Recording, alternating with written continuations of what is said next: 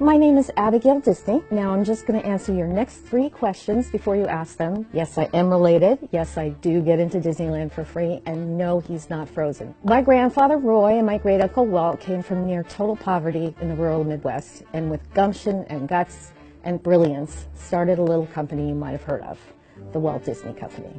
They made a lot of money. They gave some of that money to my dad, and then my dad gave it to me.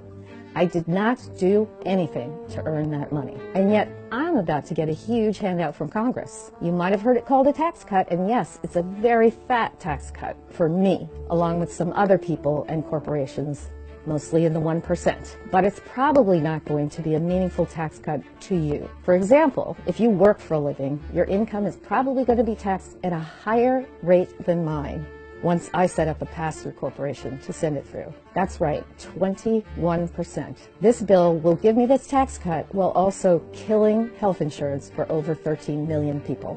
It will let me pass over $20 million along to my children tax-free.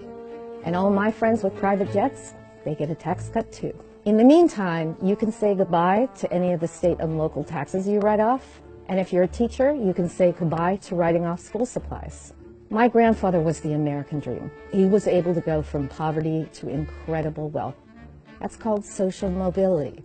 With a suffocating education system, a dying infrastructure, and a national debt that will be at least $1.5 trillion bigger, that social mobility will be far out of reach for people like you. But I will be able to stay comfortably right where I am. Does that strike you as fair? I know we heard that the swamp was getting drained.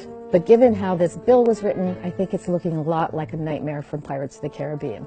Have I made you angry yet? I really hope I've made you angry. You should be. No one who votes for this tax bill will be voting with your life in mind. But you will pay for it, and the debt it generates in cuts to Medicare, Social Security, public education, and in bills paid to your mechanic to repair the axles you break in potholes on your way to work. We've been around the block on supply-side economics now, in a very serious way, and we know that it doesn't work. We know that wealth does not trickle down.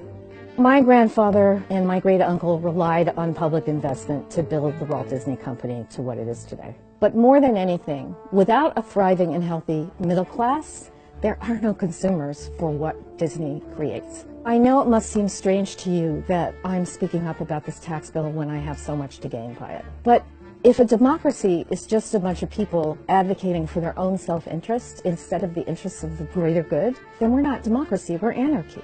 We need to start voting and acting as citizens as though the common good matters more than our own personal well-being.